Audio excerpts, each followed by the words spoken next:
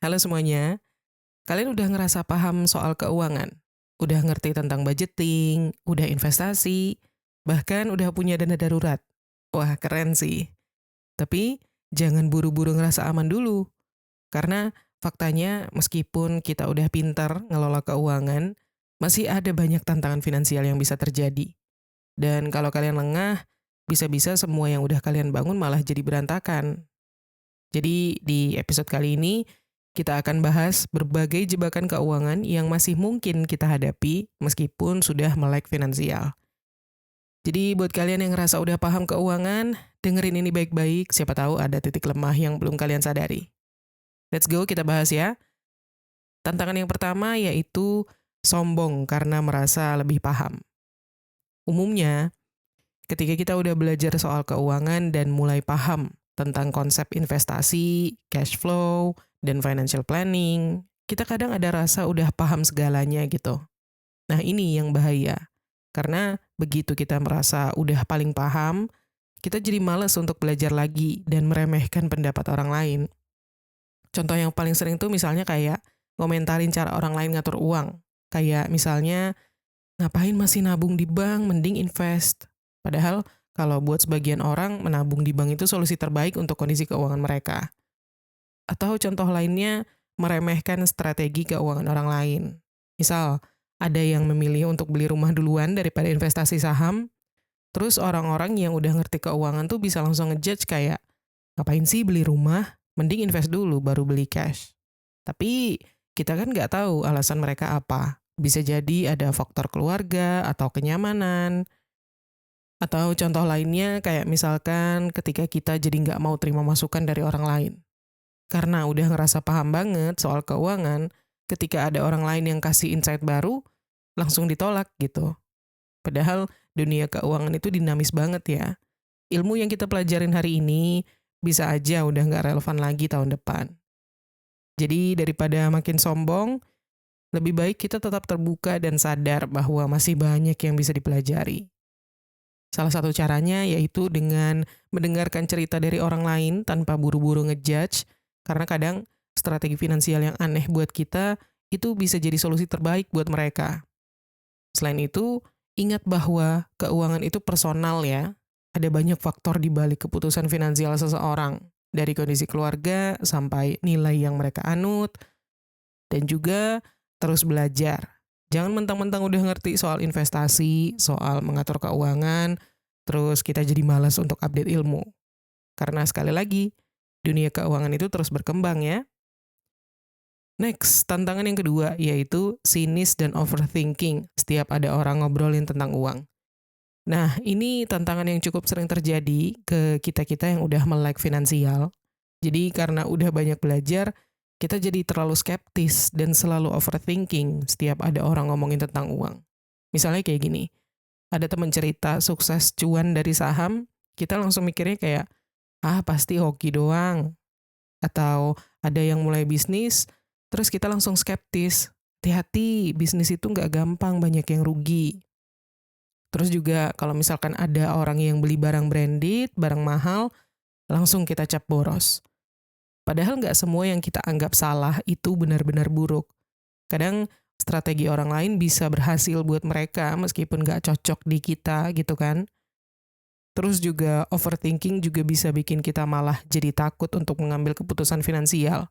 Kayak misalnya ada peluang investasi yang bagus, tapi kita terlalu banyak mikir dan ngebayangin risikonya, sampai akhirnya kita nggak jadi ambil peluang itu dan malah ketinggalan.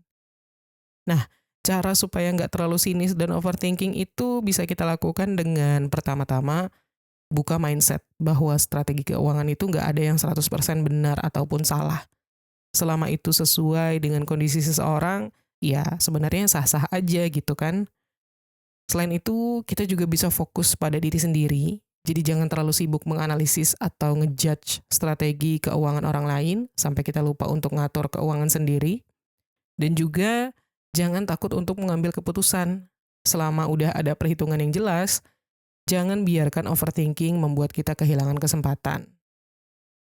Next, tantangan yang ketiga, masih susah konsisten nabung dan investasi di awal gajian. Nah, ini sebenarnya tantangan yang cukup klasik ya, buat kebanyakan orang, bahkan bagi orang yang udah paham keuangan. Kita semua tahu ada prinsip pay yourself first, alias nabung dulu sebelum belanja, sebelum pengeluaran gitu kan. Tapi kenyataannya, pas gajian masuk, tiba-tiba aja udah kepake gitu buat hal-hal lain. Misalnya karena ada godaan belanja langsung setelah gajian gitu kan.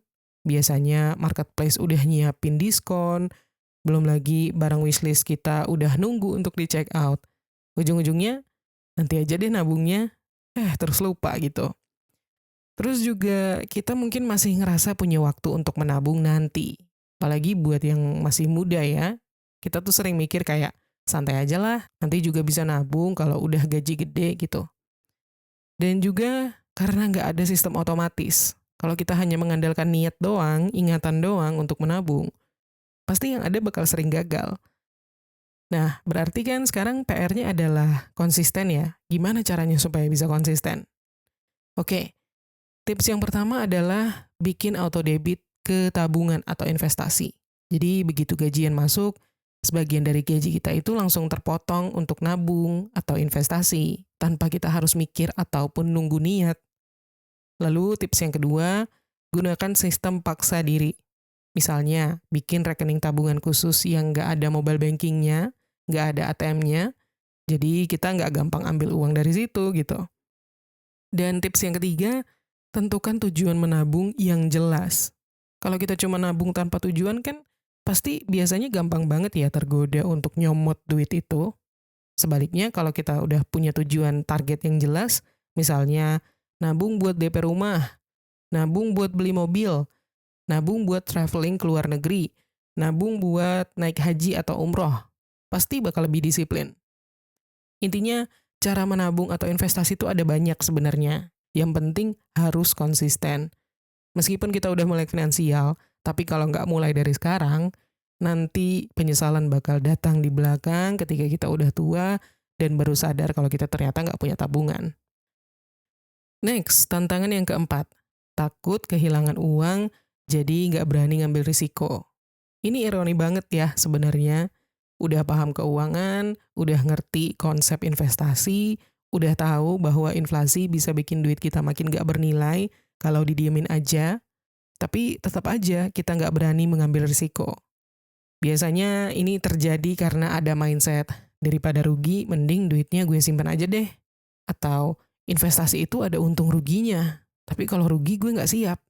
Atau bisa juga, gue maunya yang pasti-pasti untung aja, ada nggak? Nah, padahal kan dalam dunia keuangan itu nggak ada investasi yang 100% aman. Bahkan, menabung di bank pun ada risikonya, yaitu kena inflasi, ya kan? Duit kita tetap ada, tapi nilainya makin berkurang setiap tahun. Terus ada juga yang terlalu hati-hati sampai kelewat takut gitu kan. Dan akibatnya malah kehilangan peluang investasi yang bagus. Kayak misalkan pas harga saham atau properti lagi murah, malah nggak berani beli. Beberapa tahun kemudian harganya naik gila-gilaan. Atau malah cuman main aman di instrumen yang return-nya kecil banget. Misalnya taruh semua duit di deposito, ya aman sih, tapi kalau dihitung-hitung, return-nya kalah sama inflasi. Atau kalau misalkan taruh semua uang di emas gitu kan, ya aman sih aman, tapi kalau misalkan dalam jangka pendek tiba-tiba butuh uang, pas mau jual emas ternyata harganya lagi turun, jadi nggak cuan maksimal gitu kan. Nah, solusinya gimana nih? Oke, pertama kita harus bisa nih bedain antara kehati-hatian dan ketakutan. Hati-hati itu bagus, tapi kalau sampai takut banget, itu malah bikin kita nggak maju-maju. Kedua, pelajari risikonya, tapi jangan overthinking. Misalnya kalian pengen investasi saham nih, ya belajar dulu soal cara analisisnya, tapi jangan sampai kebanyakan mikir sampai nggak mulai-mulai. Dan ketiga, diversifikasi investasi. Kalau takut rugi, jangan taruh semua uang di satu tempat aja. Bagi ke beberapa instrumen yang berbeda. Dan kalau kita ngomongin investasi kan ada dua tipe nih ya. Yang ada unsur riba, misalnya deposito bank, obligasi konvensional, atau reksadana pasar uang yang memberikan bunga. Keuntungannya stabil, tapi ada unsur bunga, yang mana ini tidak diperbolehkan ya dalam syariat agama tertentu yaitu Islam. Terus tipe yang kedua yaitu yang non-riba, misalnya kayak saham syariah, sukuk, atau investasi emas. Jadi nggak pakai bunga, sistemnya lebih ke bagi hasil atau capital gain. Intinya, kalau kalian ragu sampai nggak investasi sama sekali, justru itu keputusan yang paling merugikan buat kalian. Next, tantangan yang kelima, FOMO investasi dan kejar-kejaran sama tren. FOMO tuh bukan cuma soal fear of missing out, beli gadget terbaru atau hype fashion atau kuliner ya, tapi juga bisa kejadian di dunia investasi. Bentuknya kayak misalnya dengar teman cuan dari kripto, terus kita langsung ikutan beli, padahal belum paham sama sekali. Atau kalau misalkan kita ngelihat berita harga saham tertentu naik, terus kita buru-buru masuk tanpa analisis, ujung-ujungnya nyangkut di situ. Dan juga kalau misalkan ada influencer bilang investasi di X bakal cuan banget, langsung kita ikut-ikutan tanpa riset dulu. Padahal nggak semua investasi itu cocok buat semua orang ya. Misalnya aja kayak investasi kripto itu kan fluktuatif banget. Ada orang yang bisa cuan karena ngerti soal timingnya, tapi ada juga yang malah rugi gede gitu kan. Nah, contoh nyata FOMO investasi yang berujung zong itu kayak misalnya saham gorengan. Banyak yang beli karena katanya bakal naik, ternyata harganya anjlok gitu.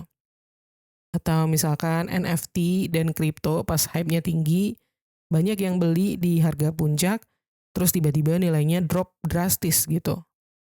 Atau contoh lainnya, bisnis investasi bodong yang janjinya return tinggi tanpa risiko. Banyak yang masuk ke situ karena ngelihat orang lain untung.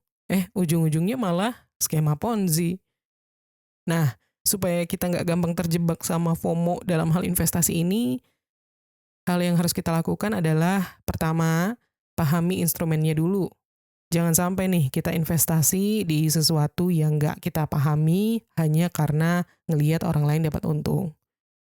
Terus yang kedua, ingat bahwa investasi itu maraton, bukan sprint. Yang penting itu bukan siapa yang mulai duluan ya, tapi siapa yang strategi investasinya lebih solid dalam jangka panjang. Dan yang ketiga, kendalikan emosi dan jangan gampang panik. Kalau misalkan ngelihat harga yang naik turun, jangan langsung panik jual beli. Jadi daripada sibuk kejar-kejaran sama investasi gitu ya, mending fokus ke strategi yang sesuai dengan kondisi keuangan kita.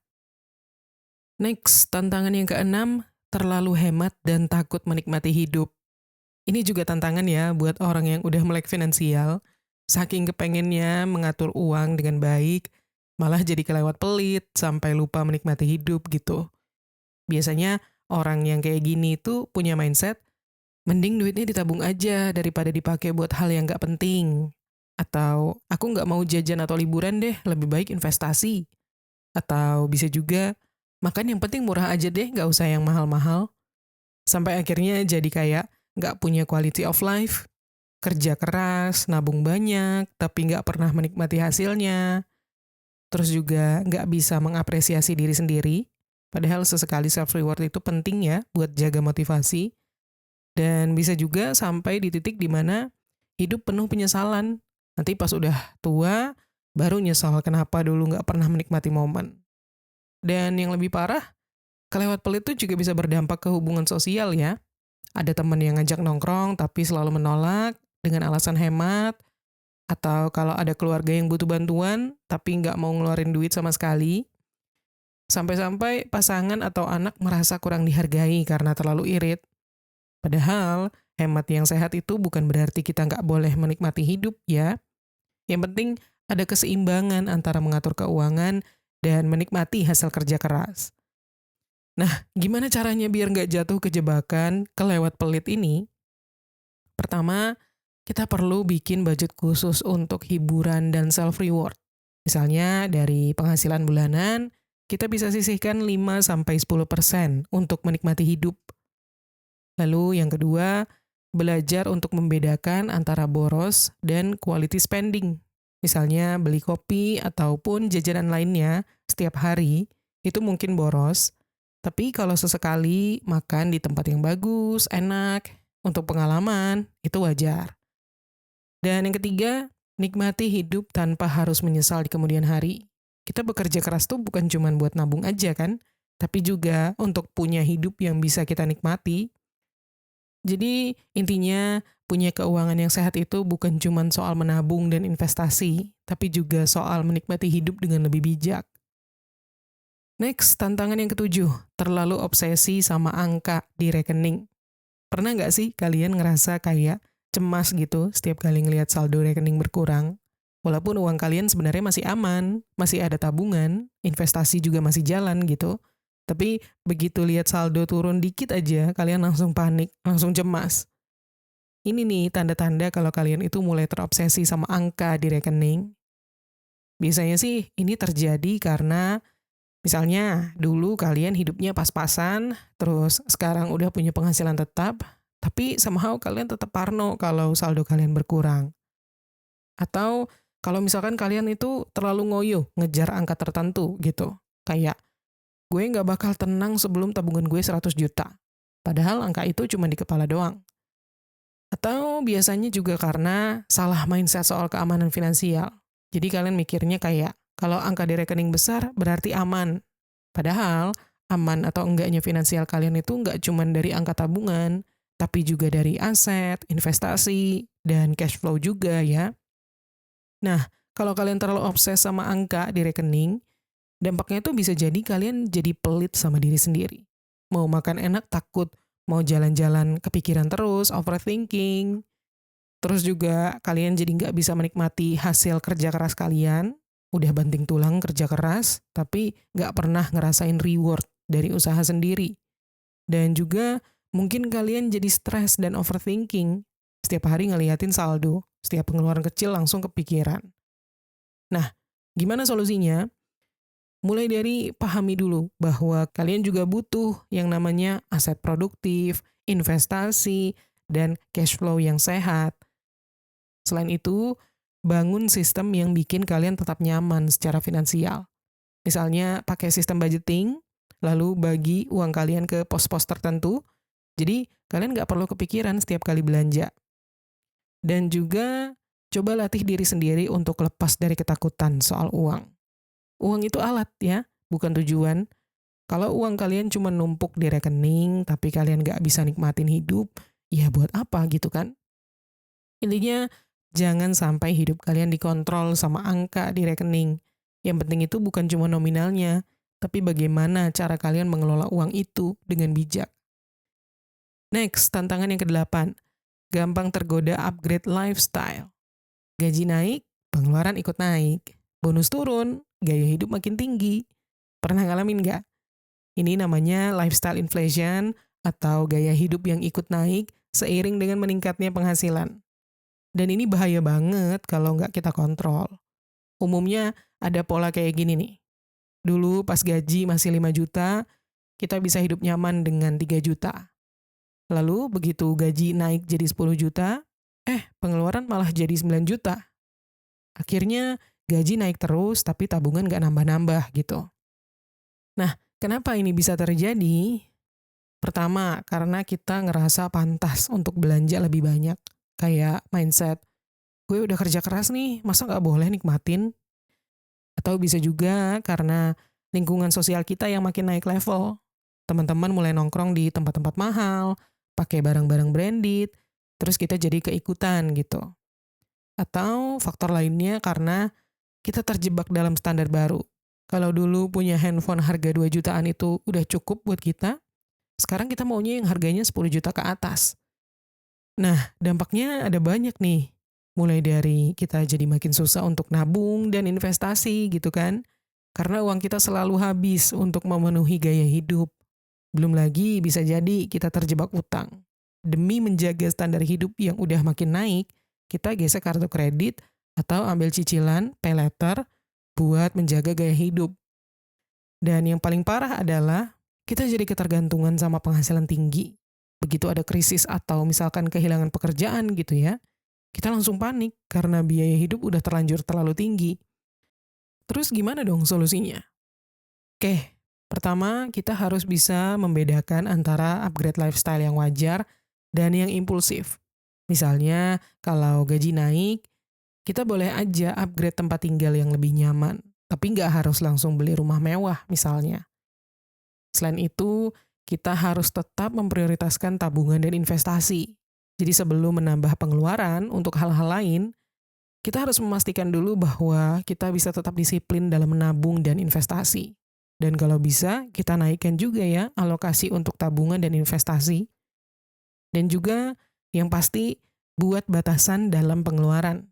Misalnya kalau gaji naik 20%, kita bisa alokasikan 10% untuk investasi dan 5% untuk hiburan. Dan 5% lagi untuk tambahan kebutuhan. Next, tantangan yang ke-9. Kurang fleksibel dan terlalu kaku sama rencana keuangan. Nah, biasanya ada dua tipe orang dalam mengatur keuangan.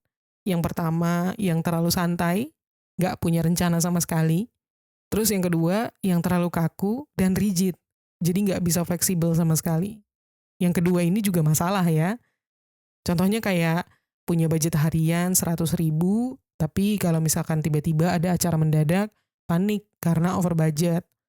Atau kalau misalkan pengen liburan, tapi takut uangnya kepake di luar rencana, padahal keuangan masih aman. Atau kalau misalkan setiap bulan harus nabung sekian persen, kalau kurang dikit aja langsung stres sendiri. Padahal ya, hidup itu dinamis kan? Kadang ada hal-hal di luar rencana yang perlu kita sesuaikan juga. Dan dampaknya kalau kita terlalu kaku sama rencana keuangan, kita malah jadi stres sendiri. Setiap ada pengeluaran yang gak terduga, kita langsung panik. Belum lagi kita bisa kehilangan kesempatan baik, misalnya ada investasi yang bagus, tapi kita nggak masuk karena takut keluar dari budget, dan juga pada akhirnya kita bisa sulit untuk menikmati hidup karena semua-semua harus sesuai dengan rencana. Nggak ada ruang buat fleksibilitas gitu kan. Nah, solusinya adalah bikin budget yang realistis dan fleksibel. Jadi jangan terlalu ketat, sisakan ruang untuk hal-hal yang nggak terduga. Selain itu, gunakan sistem prioritas, bukan aturan yang kaku. Misalnya, kalau bulan ini kita ada pengeluaran ekstra untuk kesehatan, mungkin budget buat hiburan bisa kita kurangi sedikit gitu. Dan juga, kita perlu punya dana cadangan khusus untuk kejadian yang nggak terduga. Jadi kalau ada pengeluaran di luar rencana gitu ya, kita masih tetap aman secara finansial. Intinya, mengatur keuangan itu nggak cuman harus disiplin, tapi juga harus fleksibel. Jangan sampai karena terlalu saklek, kita jadi nggak bisa menikmati hidup, atau malah stres sendiri. Next, tantangan yang ke-10. Mengorbankan kesehatan demi mengejar target finansial. Sering nggak sih kalian dengar cerita tentang orang yang udah kerja keras banget, sukses, duitnya juga banyak, tapi pas udah tua malah sakit-sakitan. Atau yang lebih ekstrim kayak ada yang belum sempat menikmati hasil kerja kerasnya, tapi kesehatannya udah keburu drop gitu. Ini real banget dan banyak yang nggak sadar kalau kesehatan itu juga bagian dari investasi jangka panjang. Nah, kenapa ini bisa terjadi? Penyebab yang pertama yaitu karena adanya budaya hustle culture. Jadi kita merasa kalau belum kerja lembur, kita belum produktif. Padahal produktif itu bukan cuma soal kerja dalam waktu yang lama ya, tapi juga soal kerja secara efektif. Atau faktor yang kedua karena pola hidup yang nggak sehat. Tidur berantakan, makan asal-asalan, minum kopi sampai 3 gelas atau lebih dalam sehari supaya kuat begadang. Awalnya biasa aja memang, tapi begitu kita udah makin tua, pasti ada dampaknya. Atau bisa juga karena kita menganggap biaya kesehatan itu nggak terlalu penting. Banyak yang mikirnya, nanti aja deh kalau udah sakit baru kepikiran biaya dokter. Padahal kalau kita udah kena penyakit serius, biaya berobat itu bisa menghabiskan tabungan juga. Nah, dampaknya uang yang kita kumpulkan susah payah malah habis untuk berobat. Percuma kayak kalau akhirnya harus bayar rumah sakit terus kan? Terus juga dampak lainnya, kita jadi nggak bisa menikmati hidup. Memang punya uang, tapi udah nggak ada tenaga lagi buat jalan-jalan ataupun ngelakuin hobi. Belum lagi kalau misalkan mental kita kena juga. Kesehatan fisik yang buruk bisa bikin kesehatan mental ikutan drop juga kan? stres, gampang cemas, burnout. Jadi solusinya adalah pertama, jadikan kesehatan sebagai bagian dari rencana keuangan kita. Dengan cara miliki asuransi kesehatan, punya dana darurat untuk kesehatan, dan investasi ke gaya hidup yang sehat. Terus yang kedua, kurangi gaya hidup yang merusak tubuh, mulai dari pola makan, tidur yang cukup, olahraga, nggak merokok, supaya badan kita tetap fit sampai tua. Dan ketiga, ingat bahwa uang itu bisa dicari, tapi kesehatan itu nggak bisa dibeli.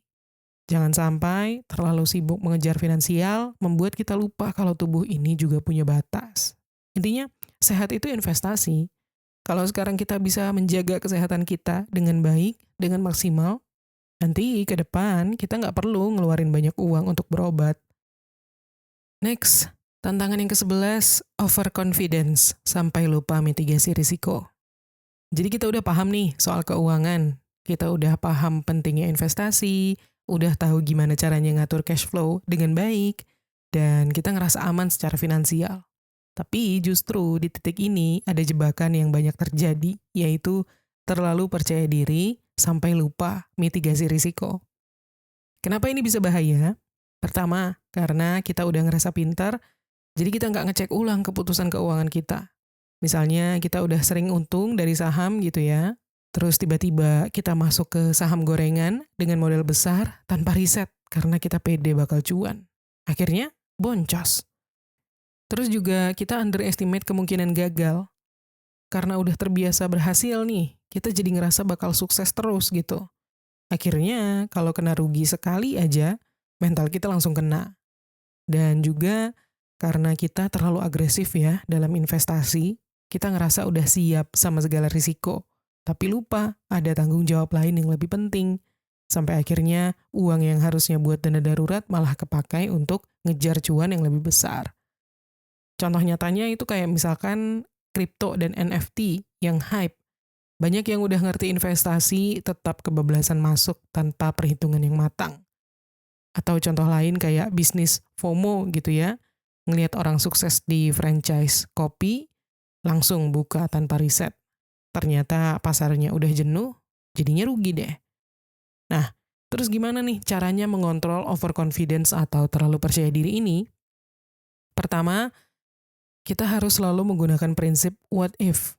Kalau ini gagal atau rugi, aku masih aman nggak? Selain itu, punya safety net yang cukup. Jangan sampai karena terlalu agresif di satu aset, kita sampai lupa untuk punya dana cadangan. Dan jangan malu untuk double check keputusan kita. Kadang kita tuh butuh second opinion supaya nggak terjebak bias optimisme kita sendiri. Next, tantangan yang ke-12, gagal beradaptasi dengan perubahan ekonomi. Jadi ini juga salah satu tantangan ya buat kita-kita yang udah paham keuangan. Kita ngerasa strategi yang dulu berhasil pasti akan terus relevan buat kedepannya. Padahal kan ekonomi itu dinamis banget. Dan kalau nggak adaptif, keuangan kita bisa stuck atau malah makin turun gitu kan. Karena strategi lama itu belum tentu ya cocok di kondisi baru. Dulu investasi properti selalu naik, tapi sekarang banyak daerah yang harga tanahnya stagnan karena oversupply misalnya. Atau karena inflasi dan perubahan regulasi, itu bisa ngaruh juga ke aset kita. Kita mungkin udah punya portofolio investasi yang solid nih, tapi tiba-tiba pajak naik atau ada aturan baru yang bikin aset kita kurang menguntungkan gitu kan. Dan juga gaya hidup kita berubah, kebutuhan berubah. Dulu mungkin kita bisa bekerja di kantor terus gitu kan. Sekarang ada tren kerja hybrid atau remote yang bikin cara kita mengelola keuangan juga harus disesuaikan. Nah, kalau kita gagal beradaptasi dengan perubahan ekonomi, dampaknya adalah kita jadi terlalu kaku dalam keputusan finansial kita. Nggak mau belajar hal baru karena ngerasa cara lama udah cukup buat kita. Terus juga bisa jadi kita kehilangan momentum untuk investasi atau bisnis baru, padahal ada peluang bagus yang sebenarnya bisa kita manfaatkan kalau kita lebih fleksibel. Dan juga keuangan kita nggak berkembang sesuai dengan zaman. Nilai uang kita turun gara-gara inflasi, tapi strategi kita masih sama kayak 10 tahun lalu. Nah, supaya bisa tetap adaptif, kita perlu selalu update info ekonomi dan keuangan. Jadi jangan cuma baca teori yang udah usang ya, tapi pahami juga tren terkini seperti apa. Terus juga diversifikasi strategi finansial kita. Jadi jangan cuma mengandalkan satu sumber pemasukan ataupun satu jenis investasi aja. Dan juga kita harus berani evaluasi dan mengubah strategi kalau dibutuhkan. Nggak ada satu strategi yang selamanya benar. Kita harus fleksibel supaya nggak tertinggal. Intinya, jangan terjebak di zona nyaman ya. Kalau ekonomi berubah, cara kita mengelola keuangan juga harus beradaptasi dengan perubahan ini. Dan tantangan yang ke-13, sulit membedakan kapan harus berhemat dan kapan harus investasi dalam hal pengalaman. Nah, ini nih dilema yang sering terjadi. Kita udah paham nih soal keuangan, kita juga udah tahu pentingnya hidup hemat. Tapi di sisi lain, kita juga pengen menikmati hidup. Harusnya gimana gitu kan? Nah, kenapa ini bisa jadi tantangan? Salah satu penyebabnya adalah karena kita terlalu fokus menabung, sampai lupa menikmati hidup, akhirnya jadi takut ngeluarin uang buat pengalaman yang sebenarnya berharga, kayak misalnya traveling, ikut kelas pengembangan diri, atau sekedar quality time sama keluarga ya. Atau sebaliknya, karena kita terlalu gampang menganggap semua pengeluaran itu sebagai investasi pengalaman, jadi setiap ada konser, FOMO, beli tiket. Bilangnya, mumpung masih muda, tapi nggak mikir jangka panjang ke depannya. Atau bisa juga karena kita takut salah prioritas. Kita ngerasa galau antara nyimpan uang buat masa depan atau menggunakannya untuk pengalaman yang bisa bikin hidup kita lebih seru gitu kan. Padahal pengalaman itu juga bisa jadi investasi jangka panjang kalau kita pilih dengan tepat. Contohnya, ikut kursus skill baru yang bisa bantu kita dapat kenaikan gaji atau pendapatan tambahan atau dapat peluang kerja yang lebih bagus misalnya. Atau contoh lain, networking dan seminar bisnis. Kita bisa ketemu sama orang-orang yang ngasih insight berharga buat karir dan usaha kita. Dan contoh lain, misalnya kayak traveling ke tempat yang ngasih perspektif baru gitu ya. Misalnya ke negara dengan ekonomi yang maju untuk belajar budaya kerja mereka gitu kan. Nah, gimana caranya menyeimbangkan semua ini? Pertama, buat alokasi budget untuk pengalaman. Misalnya kita sisihkan 10-15% dari penghasilan untuk pengalaman yang bisa bermanfaat jangka panjang. Terus yang kedua, tanya sama diri sendiri, ini konsumtif atau produktif? Kalau misalkan cuma buat flexing atau ikut-ikutan tren, mungkin nggak perlu. Tapi kalau itu bisa meningkatkan kualitas hidup atau skill kita, itu worth it. Tapi ingat, tetap punya batasan. Jangan sampai karena terlalu royal untuk pengalaman, keuangan kita jadi keteteran gitu ya. Intinya, hemat itu penting, tapi jangan sampai bikin hidup kita jadi hambar. Dan sebaliknya, menikmati hidup itu perlu, tapi jangan sampai bikin kita lupa masa depan. Kesimpulannya, punya literasi keuangan yang baik itu bukan jaminan kita bakal bebas dari masalah finansial ya guys. Justru semakin paham kita soal uang, tantangannya malah makin kompleks. Kalau kalian relate sama tantangan-tantangan tadi, boleh banget ya share di kolom komentar, atau kasih tahu tantangan finansial apa yang menurut kalian paling susah untuk dihadapi. Oke, segitu dulu episode kita kali ini. Semoga bermanfaat dan terima kasih udah nonton. Kita ketemu lagi di tips menuju kekayaan berikutnya.